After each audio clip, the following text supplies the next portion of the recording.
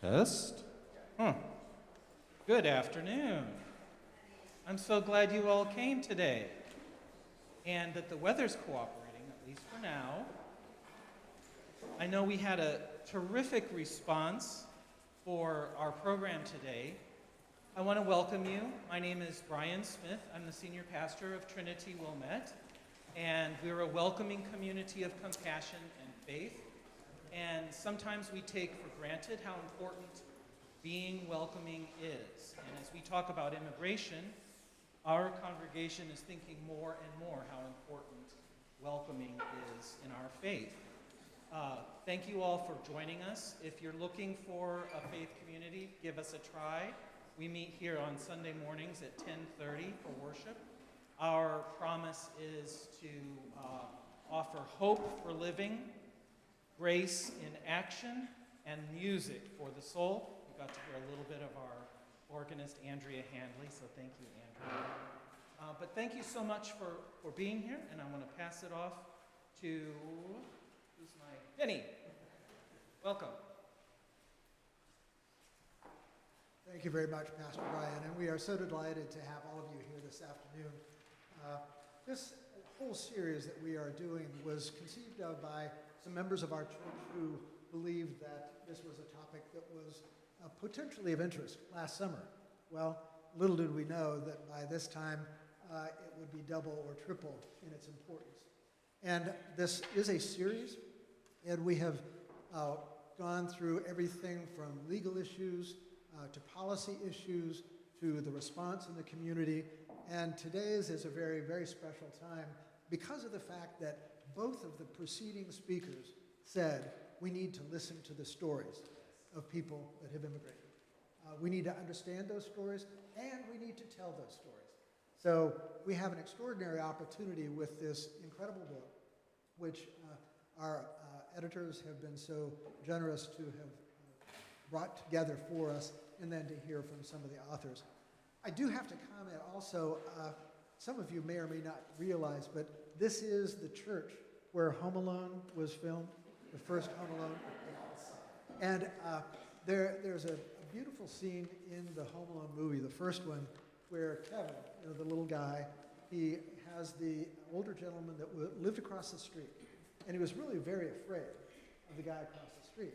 And they ended up inside the church on Christmas Eve, and the older gentleman is bemoaning the fact that he hasn't talked to his son for years because they had had a disagreement. Kevin turns to him and says, well, why don't you just talk to him?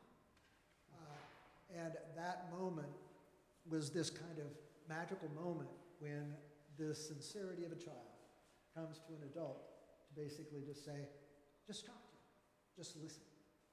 And that's what we're here to do today. And we're so proud to be able to host this kind of a meeting, and we hope that this inspires us, creates community for us, so that we know how we can support all of our neighbors, whether they live next door or across continents. So at this point, I will introduce Chris Green and Amy Tyson. The two are the co-editors. We were lucky enough to know Amy from her family's attendance and participation in this church, which has been incredible. And is Chris going to go first? Okay. Welcome, Chris, to the podium. Chris. Thank you so much, Danny.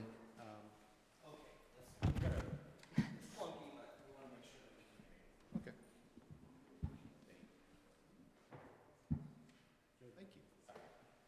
Well, thank you so much, everyone, for coming. Amy and I really appreciate it, as I'm sure the contributors do as well. I'm one of the founding editors of Big Shoulders Books at DePaul that published Chicago Mosaic. I'm co-editors with Amy of the book. This was the third book that I've edited for Big Shoulders. The mission is to help amplify voices in Chicago that aren't normally heard, and then we give the books away for free. So we've, as a press, we've given away probably 500,000 copies of our books. We've probably given away over 3,000 copies of this particular book. So again, I'm proud to be associated with it, of course, and to have worked with Amy. I'm basically going to just turn it over to her to kind of introduce the event and some of our readers. But this is the first book that I did for Big Shoulders was called I Remember, Chicago Veterans of War. The second book was called American Gun, a poem by 100 Chicagoans about the gun violence in the city. And the next one I'm working on is a poem about climate change, where I'm creating another forum poem with poets from all of Chicago's 29 sister cities that we're then going to give away at the LA Olympics in 4 years. So, but I'm so glad that Chicago Mosaic still has a life, and of course that immigration is as important as ever. So I'll turn it over to Amy. Thank you, Chris.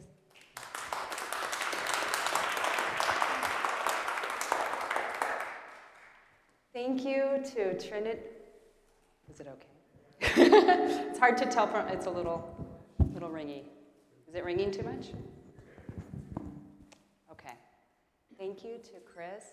Thank you very much. Thank you to Trinity, United Methodist, and to our authors today. Thank you to the organizers in particular for having us. Big Shoulders Press is a gift in its mission to elevate voices that we generally are not hearing. And as both Pastor Brian and Denny alluded to, this couldn't be a more important moment for us to hear people's stories. And that's what's so unique about this collection. One can study the life of the immigrant or about immigrants, but there's something unique and special to actually hearing what people have to say. This volume came out of a desire to feature voices of either people who had immigrated to Chicago or people who had descended from those people who had immigrated to Chicago.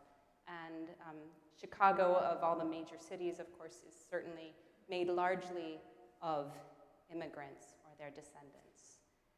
The book, Chris is a poet, and I work with folks in museums. So with that, we focus on objects, and of course, part of that is storytelling, which is central to a poet's life as well. And so the book came, we were like, well, we want to hear from people, we want this to be a story of immigrant stories, but how do we get them to come together and make sense? And one way we tried, and we didn't know if it would work or not, was to say, well, what if we talk about the objects that they, as the subtitle says, objects that are kept, lost, or left behind. If you get a chance to read the introduction that our colleague Juan Mora Torres wrote, you'll hear him talk about how the objects, the things, they mean, we can talk about in a consumer society the way that things shouldn't matter and stuff shouldn't matter, and that's worth its own conversation. But for people who are displaced or are moving away, the object, the artifact, ends up being one of the ways that stories can be told. And we found that we didn't know what would come of the question when we put it out to people. Could you talk about an object that you kept, lost, or left behind? And I hope you'll see today that the response was extraordinary. So today, we have several authors who are going to either talk to you about their stories or read from their stories. And then we'll open it up to discussion, questions afterwards. Before we proceed, I also wanted to thank all of the family members or friends of the authors, and I think there are many out there today. If you could raise your hands to show us if you are related to an author. Yeah, my daughter. Yay, thank you so much. Thank you so much. This is your story too. This is your story too. Monica, Dr. Monica Hede Ramos will be reading her story.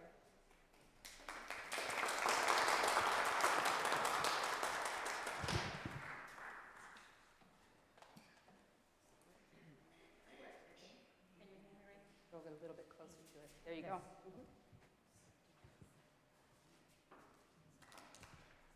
March 8, 2005 was not an ordinary day. I was determined to make my way to the north. That day, I left behind my grandmother, Doña Leonor, the woman who raised my brother and me. She lay in El Camposanto, her final resting place. She passed on to become an ancestor 2 weeks before I decided to leave my family behind. The decision mutilated my heart. My grandmother's death left me with a deep feeling of desolation. Many nights following her passing, she visited me in my dreams, as if she wanted to reassure me that she was still with me. We had long conversations. Her wrinkled, sunburned face radiated with a special glow, a light I have never seen before. A light so bright it blinded me, and at the same time gave me the serenity. In my dreams, I closed my eyes for a second. Then, suddenly, I felt her. Grandma felt incredibly close. Only a radiant door frame separated us. Yet she was unreachable. She stood at the edge of the doorway, wrapped in her rebozo, the blue diamond check shawl she always wore, early mornings, before sunset, and in church during Mass and the prayer of the Holy Rosary. In my dreams, I often tried to grasp her rebozo. I wanted her to embrace me, as if she did when I felt cold or sad. I remember telling her about my intentions to migrate the night before I decided to leave. I was hesitant to share that with her, but I knew I needed her blessing. I needed to know that my decision was the right one. I was about to fight the most difficult battle of my life. Thank you.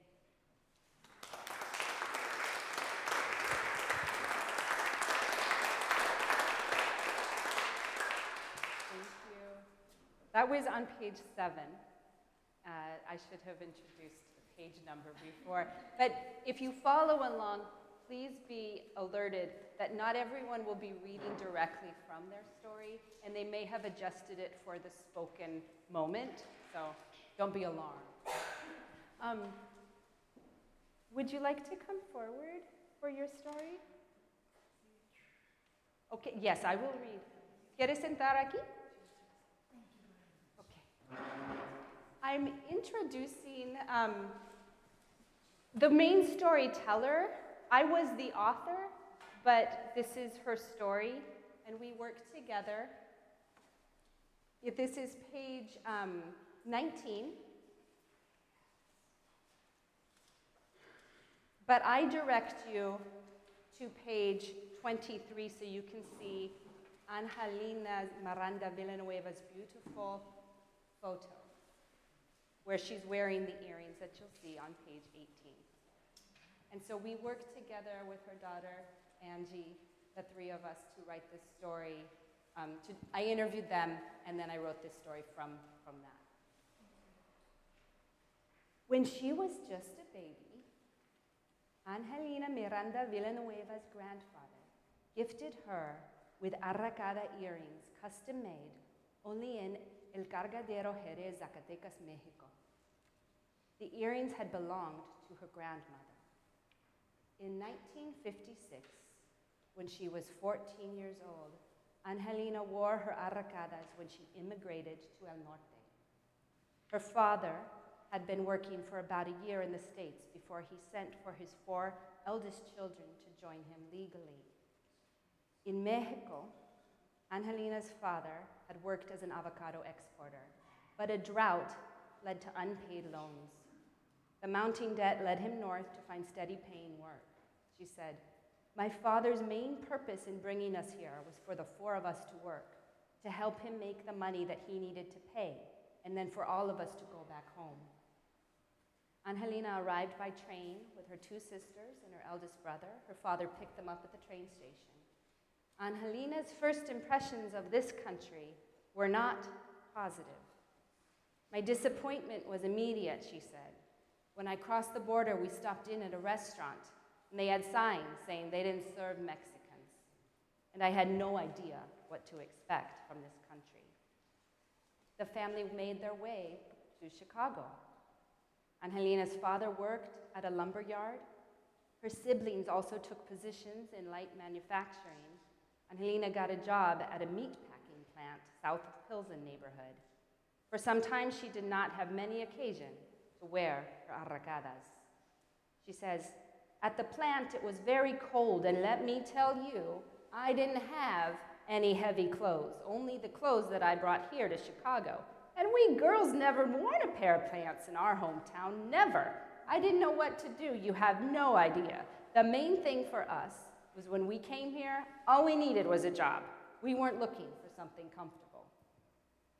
She worked at the meat packing plant for a few months before her boss let her go.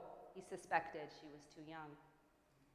Then she worked for 6 years at a paper tubing company, earning $37 a week. Gradually, she learned English. Her coworkers were kind to her, helped her adjust. Angelina recalled that the siblings each, she says, established ourselves in the little jobs we found, and that somewhere along the way, her father's plans had changed. Instead of returning the family to Mexico, he brought his wife and the rest of their children to Chicago. And the earrings remained a constant in Angelina's life here in Chicago, a reminder of home. She said, I wore them as the queen of my neighborhood. I wore them when I got married. I wear them with honor, tradition.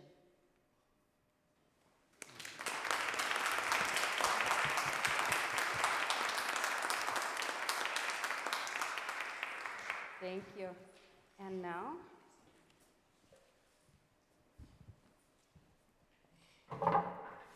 I'd like to invite Connie Shirakawa. This is page 25. This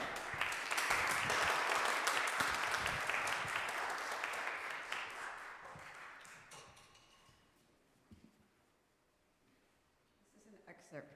Let me get you such.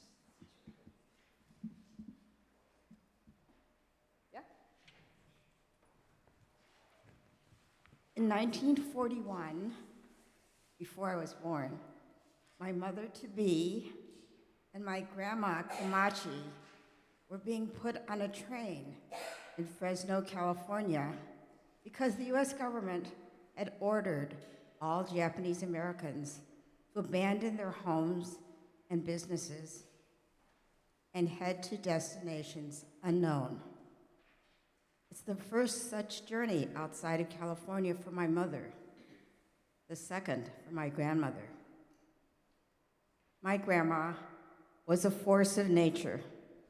Her travels took her all the way from the balmy southern island of Miyazaki, Japan, where the Jesuits had converted the people to Catholicism.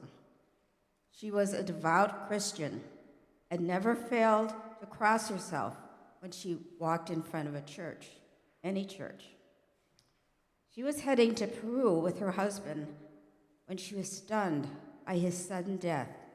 He was a scholar, but he was toiling in the sun, trying to earn money for their journey when he suffered a heart attack in a California apricot field.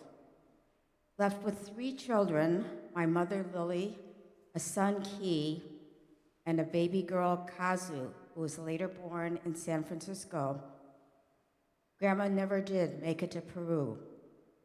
She lived the rest of her life in America. During all of these life upheavals, she held on to one object. I found my grandmother's medal at the bottom of a safe deposit box that had been rented at a Chicago bank over 50 years before. It was almost left behind in the box, or it could have been lost or discarded. This military medal was awarded to my grandmother when she was a young surgical nurse during the Russian-Japanese War. She was in her 20s when she was awarded the medal. Maybe it was the highlight of her young and vibrant years as a highly skilled competent combat nurse. Or maybe it was a reminder of her narrow escape from a restricted life for women in a rigid society. But to me, it is a symbol of my grandma's wanderlust and her bravery. She kept this medal close to her heart. Despite the danger of being accused of not being a loyal American by not burying it or destroying it. This Japanese medal was pinned inside her blouse with a safety pin. It is engraved with a bird and a golden crown. It was stored in my mom's safe deposit box, which I cleaned out after her death. Having it in my possession today makes me feel strong.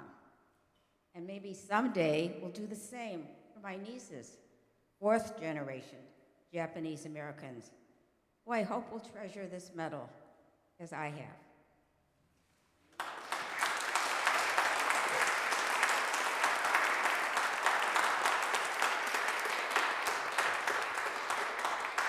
Apologize for my outburst. I'm not used to being mic'd while I'm just sitting here, and I'm a very vocal person. Genevieve Sedlak, Kingdom of Bohemia.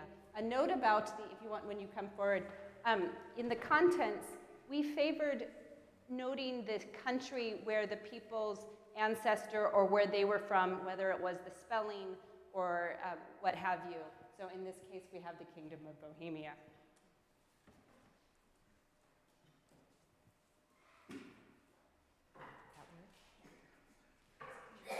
Oh, I'm so sorry. Yes. That's perfect.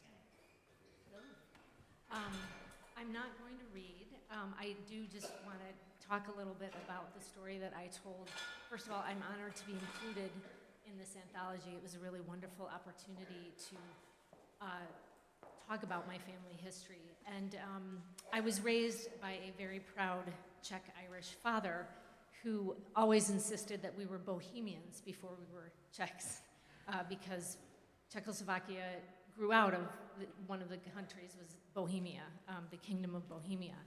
And so the small medal that I found with my father in 1983 as we were cleaning out my grandmother's home that she had lived in for more than 50 years was just a very small token that I put away for a number of decades until my 16-year-old was doing a history project about the Columbian World's Exposition. And so I recalled that we actually had souvenirs from that exhibition. And I got out this little box and I pulled out some of the souvenirs, and in it is this ribbon that, that I'm assuming my great-grandfather wore on what was Bohemian Day. It was a day that more than 100,000 Bohemians from Minnesota, Wisconsin, Iowa, Texas came to the World's Fair and celebrated being Bohemian, being from this country that was just starting to emerge into a united country out of the Austro-Hungarian Empire. But the ribbon is also a story of just being a Chicagoan. My father grew up in the Gage Park neighborhood. His parents worked in Bridgeport and back of the yards. My great-grandfather built a home in Inglewood. There was a stay in Pilsen for a while. And so all the stories that I heard my father tell about our lives in Chicago have really made me feel very much a fabric of the various different neighborhoods and histories.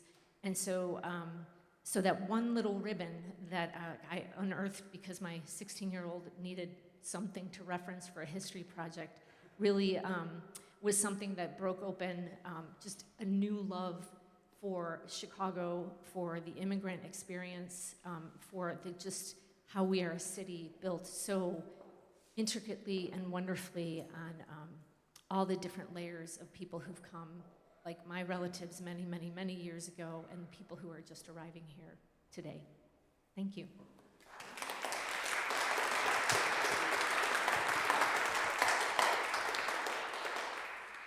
All right, Martha Martinez Firestone, this is page 49. Oh, you brought it. Yes.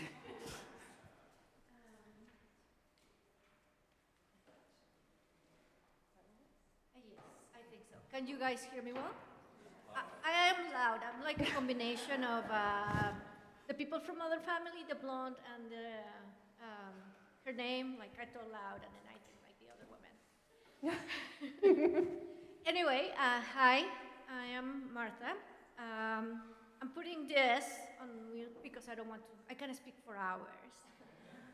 But I never get the chance to be just an immigrant. I'm always the professor. And I'm only the immigrant when people complain about my accent, which, is there, but you don't know where it's from. I'm originally from Monterrey, Mexico. To give you an idea, the weather is 2 months of winter, 10 months of hell. I got married in July to 115-degree weather. My husband was dying. My now husband was dying. So, I am a tropical girl. I like warmth. And I guess it's like, for me, the weather represents one of the biggest sacrifices that I made. Like, it's a metaphor for everything else and how, I don't know, there is a book, I remember the author, very famous, The Unbearable Levity of Thee. When everything is too light, it lacks consistency.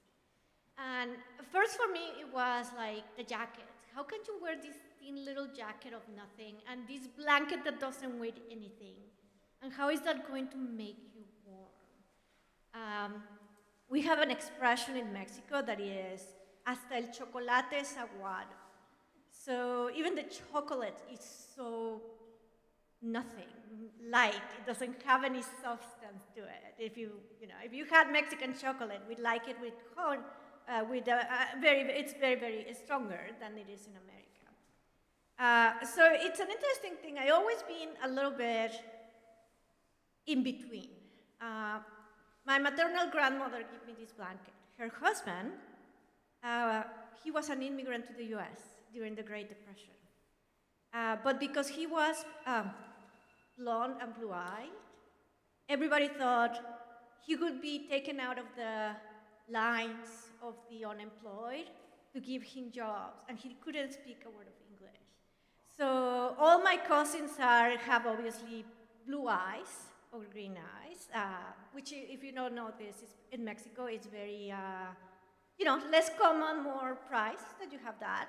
But I also have that kind of look. We were talking about what kind of, I don't look Mexican. I look Polish, or I have been Iranian, obviously Spanish, which, genetically probably, and all these things. But then everything, so I left everything of weight. I left the weight of history, I left the weight of relationships, I left the weight of people assuming who I am, and that left me too light. But my daughter, she will decide how much of a Mexican she wants to be. I married a gringo and had a gringuita. She wants to learn to dance, the Mexican dance of my region, which is basically polka, so that's what she wants to do. And it is the thing, you lose weight and you gain levity. And there is both loss and gain with that.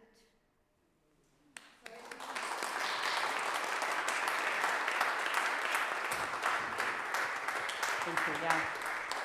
And now I'm going to have, Chris is going to read page 54 on behalf of Elisa Galvan Alba. Right. I met Elisa at a conference of Illinois English teachers. So she's an English teacher Elisa is an English teacher in the Chicago Public High School system. And so I was happy to see a story from her. This is called The White Towels. When I was 6, we moved to Illinois, and when I turned 7, my mom began collecting decorations for our real home back in Mexico. At the time, both of my parents were still together, and during the first 3 years of our stay, they still had plans for returning home. My mom began placing towels, clothes, and fancy duvets she had found in garage sales in clear plastic bags. She dedicated an entire closet in our apartment to the decorations for her real home. I always liked the fluffy white towels she had picked out at a nearby Walmart. She placed those all the way at the top, far away from where I could reach. Sometimes when I was alone, I opened the closet door, stepped on the first shelf, carefully peeling back the plastic and touching the soft fabric. Then one day, after I turned 10, my mom began taking out the towels one by one. The decorations she had put away in boxes suddenly found themselves on shelves around the apartment. Eventually, I couldn't feel the difference between the old and the new towels. I never asked her why. I instinctively knew what it meant for all of us. Our home was not a house in Mexico. My mother's home lived in boxes on the top shelf of our old apartment.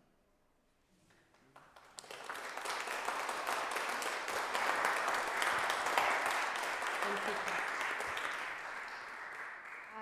Next, we have Alexa Frangos,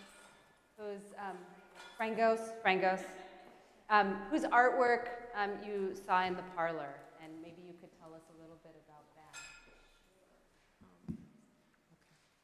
You hear me? Okay. I'm going to tell the story of the suitcase that's on the cover of the book, and it was out in the parlor too, and I included a couple other images there that included other objects from my mother, who's here today, from essentially her story of coming to America. There was also a Cupid doll and then also a cross. But in any case, I'm going to tell the story of the suitcase, and it's on page 65.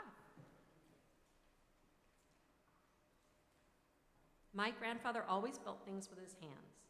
In Soviet Ukraine, he worked as an electrical engineer, and after World War II, he left to find a better future in the West. It was at a displaced persons camp in Austria that he met the woman he would spend the rest of his life with. She had lost her husband to the Stalinist gulag, and she was in the camp with her young daughter, who would one day become my mother. The three of them soon became a family. After spending 5 years in a few displaced persons camps, the time finally came that they would be able to immigrate to America. Grandpa constructed a suitcase by hand using green-stained scrap wood he was able to find in the camp. Packed inside were the necessities for their voyage by transport ship to America.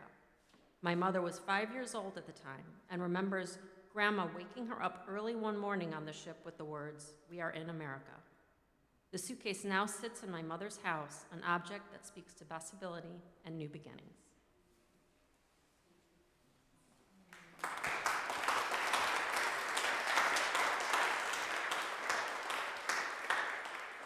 On page 104, you will find Maria Luisa Ortega Hernandez's piece, speaking about España, Nicaragua. And Maria Luisa is also the translator for any of the selections in the book that originated from a Spanish-speaking country. Maria Luisa took it upon herself to translate all of those for the book. And so you will actually be hearing her speak in both languages Yes, today. yes. Página 105, la imagen de la medalla, ¿sí? How's the sound? Sound okay? Okay. De los trabajos de mi angelito de la guarda, a mi abuelita Esperanza. Descubrí el medallón de mi cuna ya en Estados Unidos, un día que buscaba en el neceser de viaje de mi madre algunos documentos de la familia para nuestro complicadísimo proceso de ciudadanía. Al sentirlo, me llamó la atención su peso liviano, su apariencia antigua, el pegamento amarillento de otra época con el que se había teñido la medallita del reverso. Tengo memoria de haberlo visto colgado de una cinta azul en la cunita de mi hermana menor cuando vivíamos en España. Sin embargo, desconocía yo que ese mismo medallón me hubiera acompañado a mí, a mi otra hermana y a mis 2 hermanos en el pequeño país americano donde nacimos los 4 primeros hijos. Mi madre vivía en Nicaragua. Uno de los primeros paquetes que mi abuela Esperanza le mandó por correo aéreo desde España fue este medallón cuando iba a nacer yo. Es una arraigada tradición popular el colocar imágenes bendecidas en las cunitas de los bebés para invocar la protección celestial. Así empezó la peregrinación de este objeto. desde Madrid, España, a Managua, Nicaragua. Mi madre no recuerda el momento en el que hizo las maletas, tampoco yo, aunque sí conservo imágenes vivas de esos últimos días en Managua. Ante la cantaleta de que iríamos a España unos meses para sanarnos un poco de lo que entonces se llamaba psicosis de guerra, teníamos boletos de ida y vuelta, me dice ahora mi madre: yo sabía que eso era papel mojado, es decir, que ya no había vuelta atrás. Aunque muy niña, yo intuía lo mismo. Esa medalla que me mandó mi madre fue una de las poquitas cosas que saqué de ahí. Son cosas que una saca casi sin pensar, como por instinto, por lo que valen de verdad, añadió mi madre. Le hablé entonces de las joyas que tenía. Algunas sí las llevó consigo cuando salimos. Esas joyas sí han servido, hija. Claro, mater, pero no te las llevaste todas. Look at that. I had forgotten about it. I've always kept the medallion very dearly with me, not only because of the images of the guardian angel and Saint Dominic Savio, but also because my mother sent it to me with so much love since all my life, I ended her thought. I left jewelry behind. I left so many things, material things that were not important to me. Look, my mother concluded, I let the evidence speak for itself. As my mother was saying this, she was making a graceful movement with her two hands, empty of rings and bracelets.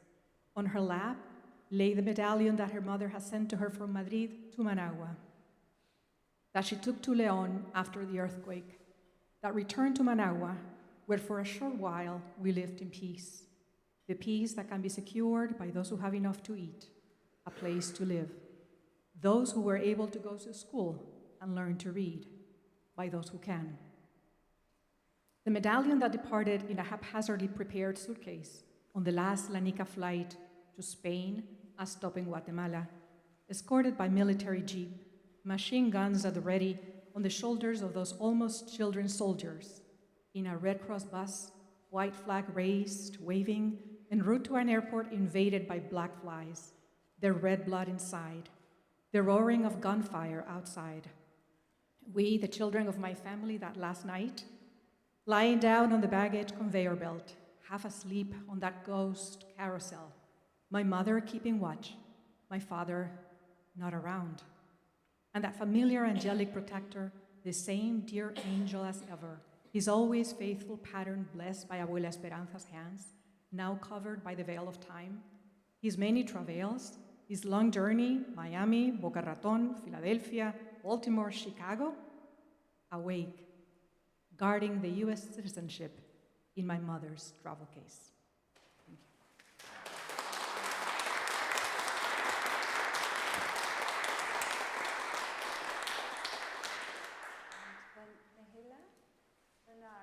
Bernard, this will be our last speaker, and then we'll open it up to questions.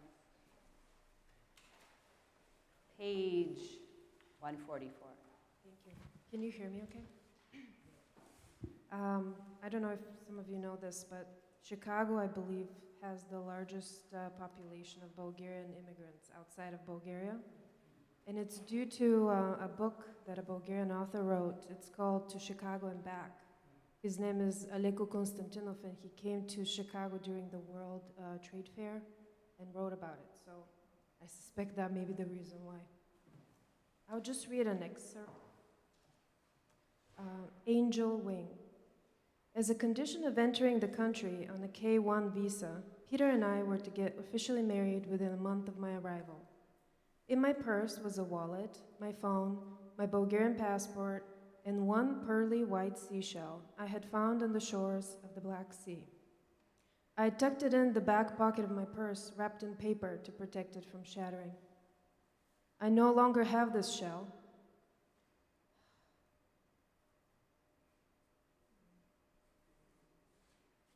Sorry, I was trying to prevent this from happening earlier.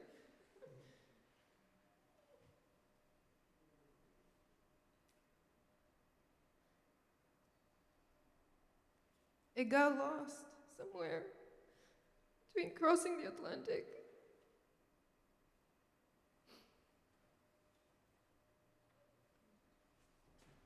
and moving to the Chicago suburbs to raise my kids. I remember its smooth surface, elongated, fragile body, separated from its other half, ridges washed off its surface over time. Most likely, the shell of the angel wing mollusk. This was a rare find among the more common talons, white clam, and blue shells that adorn the shores of the Black Sea. You see them there on the picture. It will be another 10 years of living in Chicago as a permanent resident before I will put my right hand on my chest and recite the naturalization oath of allegiance to the United States of America.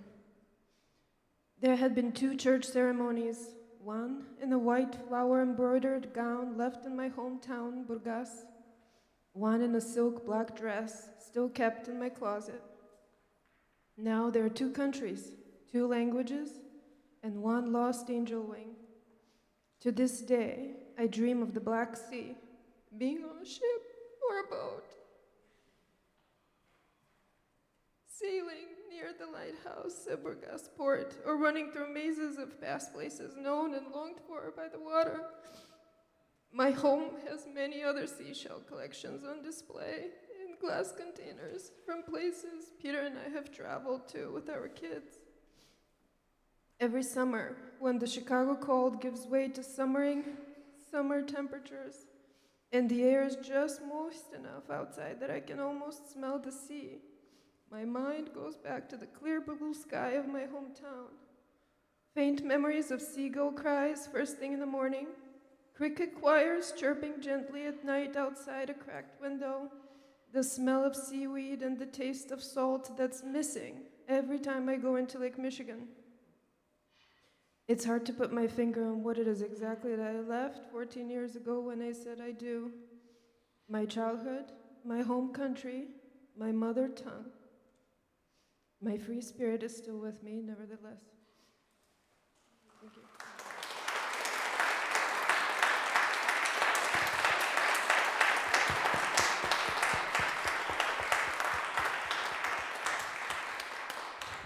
It is an act of bravery to share your story, and so thank you, and thank all of you for sharing your stories today.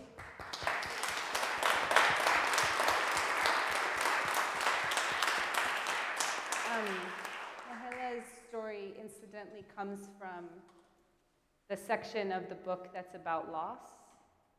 It's about objects that are lost or left behind, and so most of the stories we heard today were from the kept section. But should you read more of the stories, you'll note even with Martha's, which is about a cobertor, who's something kept, but it's all of these stories are also, there's loss that is interwoven in that. And thank you all for sharing.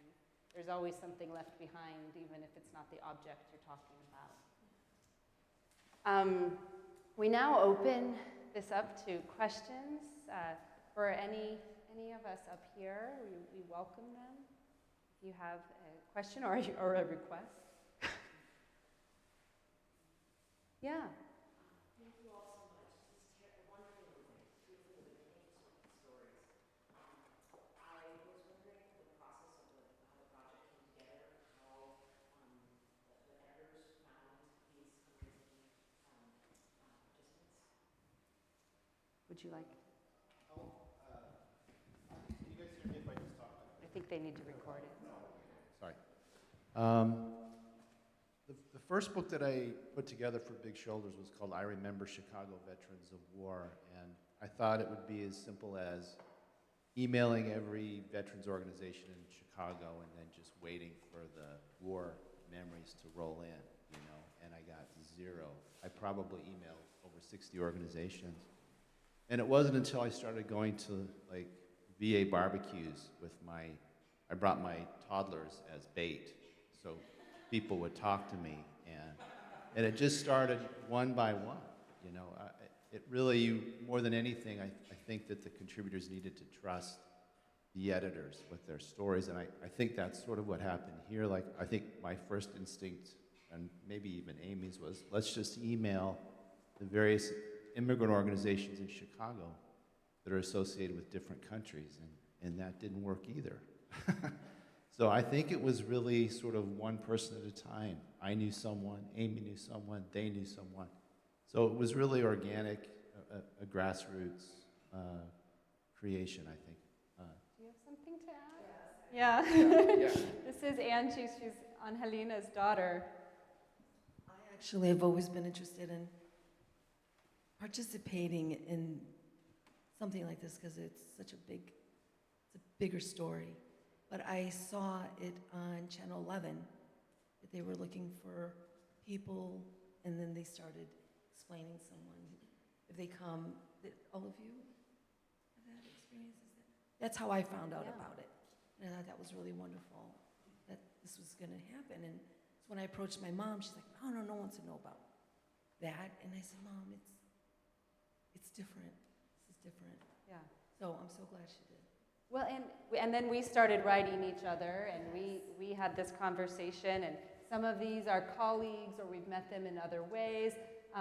Alexa and I, our daughters were in second grade remote class together here in Wilmette, and so this is just how it happened. It happened more grassroots like that, and some of them, and not just your story, but a few others, just came from people heard about we put the call out very broadly. And so we heard from a lot of storytellers and from a lot of people we knew. So it came of that way, came about that way. Yeah, here, then there. Oh, I'm so sorry. I'm struck by the pride in all of these stories. And one of the things that's fascinating is that there's kind of this mythology in the United States about being American. And in order to be American, you have to kind of erase your own culture. And I'm curious in terms of what your reflections are on that, because I think so many of us, I mean, I'm very moved by your stories. I kind of wish I had those stories. But my family of origin didn't tell those stories. And so how do we keep these stories alive, and how do we take pride in that, and as a country celebrate all of this? Would anyone like to speak to that? Yeah, Monica.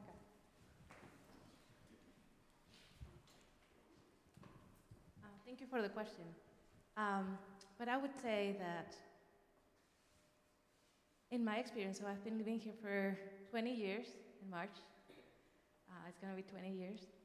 And the first time that I felt that I needed to be an ideal American was when I opened up my mouth, because my accent came through. And then people couldn't understand what I was trying to convey. And I wrestled with that so much. I wanted to take it out of my own identity. But then, as time passed, I had other experiences, and I decided that I can't take away my own identity, my own self, to accommodate and to be worthy of belonging. So then I was like, okay, well, I think my accent is very nice. You know, it's kind of like, yeah.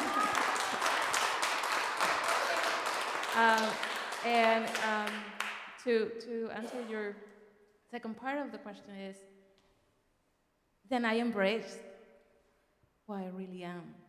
And I hope that I pass that along to my Aiden. Aiden is here, my son, Aiden Sebastian. Because it's important. It's important to be always rooted. So I would say that I'm still a good American. I'm a good Mexican too. I'm a good person, and I have tried times as hard to belong. And I think that must be acknowledged. So, thank you. Would you like to talk? I'm in the other totally different side. I am a very bad Mexican.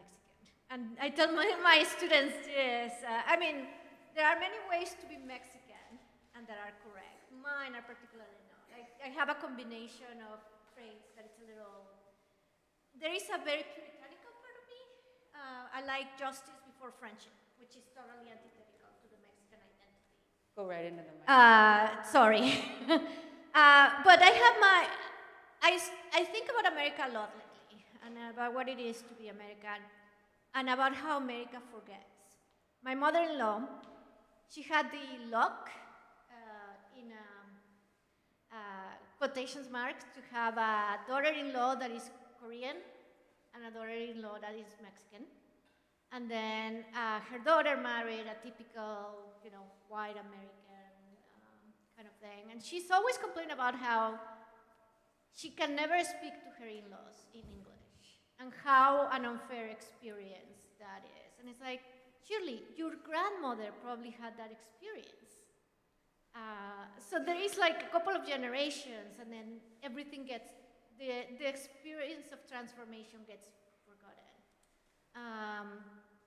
So if anything, I think America needs, people say about Americans that they forget history. It's not that they forget it, it's that they don't know what it means, that it really creates the present. And there is not intuitive sense that we are who we are because of the decisions of the past. So if I said is not only listening to the stories, but really what the stories mean. We're not the first to ever experience this. We won't be the last. But it's totally different point of view, obviously. Right behind you, Genevieve. And then we'll come to your question in a moment. Thank you for that, because I echo that. I was raised, so my dad was a historian and a storyteller. And so he had a really great ability to put our family stories in historical context, whether it was world events or the history of Chicago. So to be raised with the sense of family and how my ancestors got here and the things that they went through and the layers of their story, but also how it fit with the Chicago story or how it fit with an American story was really important. And so I think I was able to, that resonated with me. And so even in my own family with my kids, I'm the one who tells all sorts of family stories. And they've definitely been through a phase where they're like, oh my God, not this story again, please. Because I like to tell stories repeatedly. But even in this moment of finding this old ribbon and engaging with my 16-year-old, there was a spark of interest all of a sudden in what the story was of some of the people in our past, and the curiosity of how it ties into the history of Chicago or the history of the country or the history of the world events, why people felt that they had to leave or move or wanted to. So I think that beautiful combination of history, context, and then just lean into being a storyteller as much as you can. I just wanted to speak to the idea of not telling these stories because one of the reasons that I started, and it was just kind of serendipitous that I knew Amy, I started this project of images about some of the objects of my family's immigration story. My father's family is from Greece and my mother's from Ukraine. And the reason that I started this, I'm not a writer, so I'm a visual artist, so was really I wanted my daughters, who are American, to just have access to this story in a very immediate way. So that the stories would keep going. Anyway, that's all. May I hand this to you? Basically, my question, I think, has already been answered. I've done a lot of reading because we raised our children in Singapore and we're Americans on third culture and the process where you say to yourself, well, I'm not totally my birth country and I'm not totally my country that I'm living in. I'm a new person. I'm a new culture. I don't fit 100% in either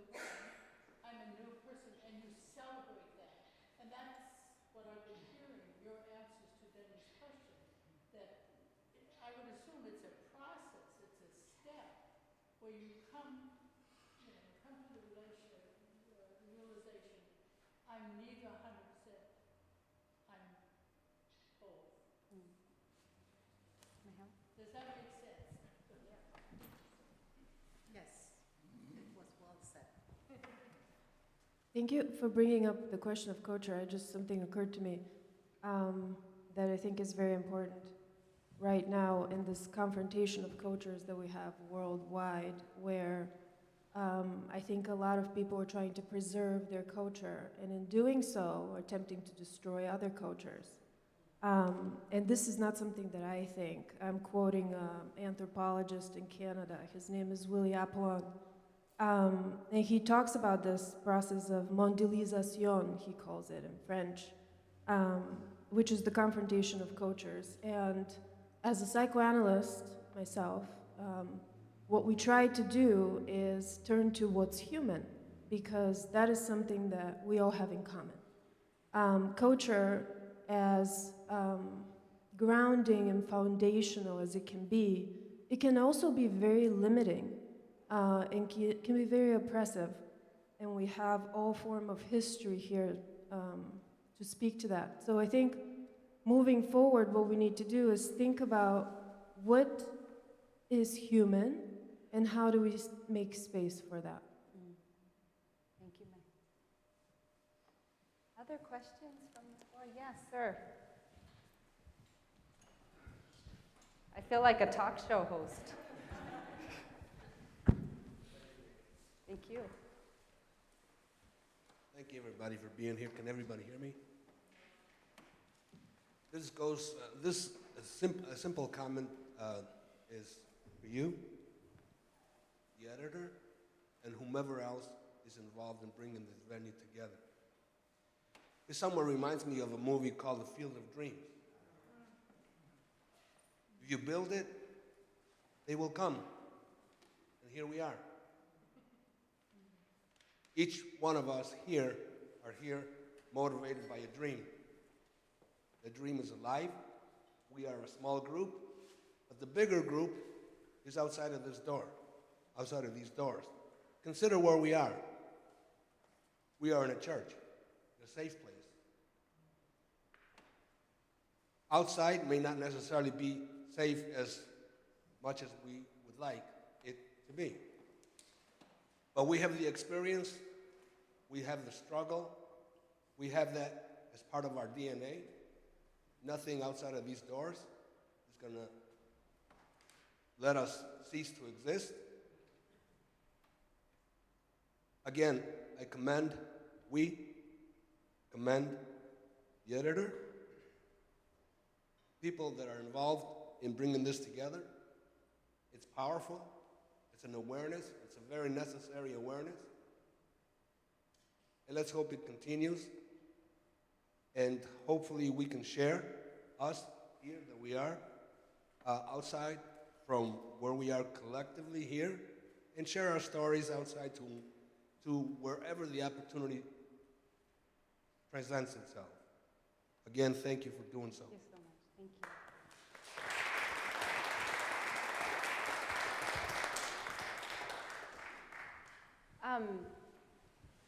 It strikes, I'm teaching a class right now on United States women's history, and part of that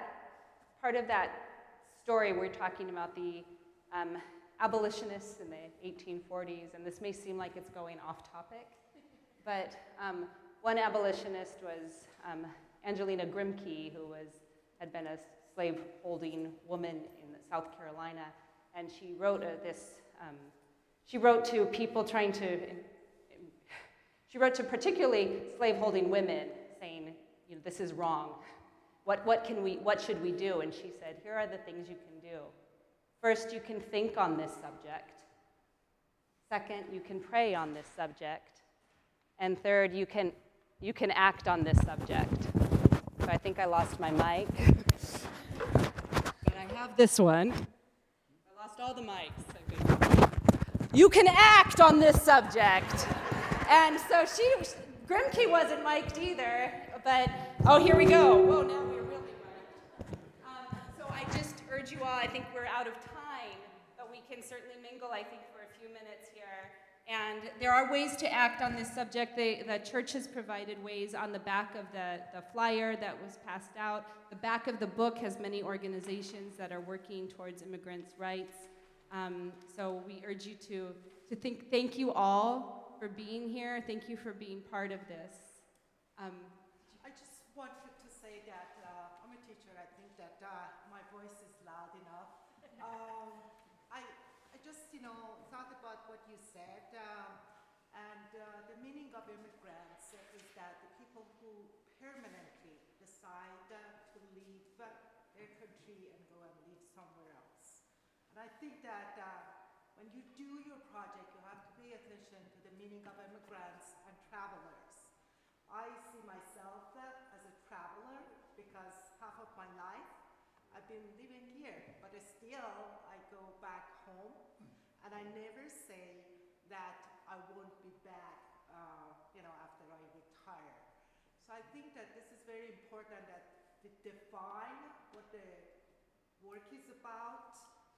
And when the gentleman was talking about the immigrants and it's our voice, 30 years ago when I came to this country, a friend of mine approached and it says that I don't know you, you're my neighbor, but I would love to get to know you. And I am from Iran, so as an Iranian woman, I was odd, so obviously. So, and then when we talk, I said that, oh gosh, you don't know anything, because he didn't know even where Iran is on the map. And I said that, oh my gosh, you know nothing. And he said, that's why I'm here. I want you educated. So I think that every one of us who are from a different country, from a different place, we should just remember that any moment is an educational moment, and benefit from that or use it to educate somebody else.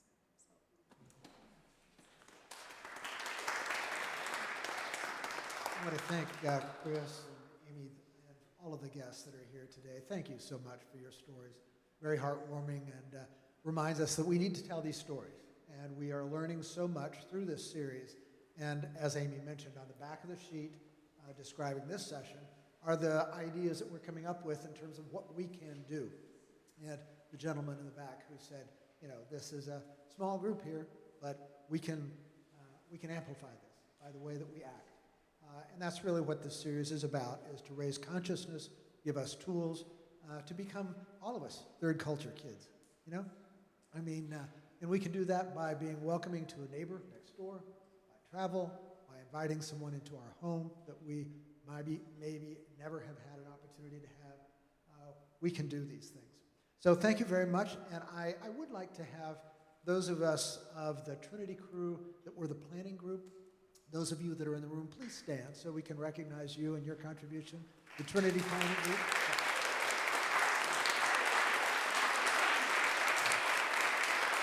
And I would like to invite Mark Sullivan, who has served as the chair of the committee, and he's going to give you a short little preview of the very next session. So, Mark, thank you very much. Good afternoon. We're glad you're here. This is the middle of the program. It's not the end. So it's the end for today.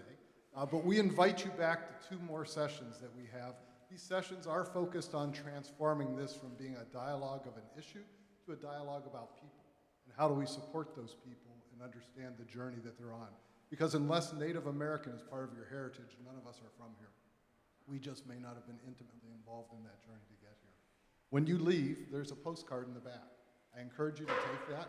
It talks about our next 2 sessions. The next one is on March 2nd. We're very fortunate to have Dr. David Handley facilitate a discussion on the book that shares the same title as the program, called Welcoming the Stranger. There's many books out there with that title, and just to be sure, this one is authored by Matthew Sorens and Jenny Yang. So if you get it, we encourage you to do that. Reading it ahead of time is not required. We'd prefer that. It helps to make a richer discussion, but if you don't get the chance to do that, we still encourage you to join us and to be a part of that. 2 weeks after that, then we also have the conclusion of the program, where we spend a lot more time talking with some community folks In this case, we're talking about Martha Nami and Julie Stark, who will help us to put the exclamation mark on all that we've learned and talk about how do we put this into action and go do something as Christians, as people, as citizens of the nation. Thank you for being here tonight. We're delighted to have you. If you didn't catch your book in the hospitality area, please do that before you leave. Have a safe travel tonight.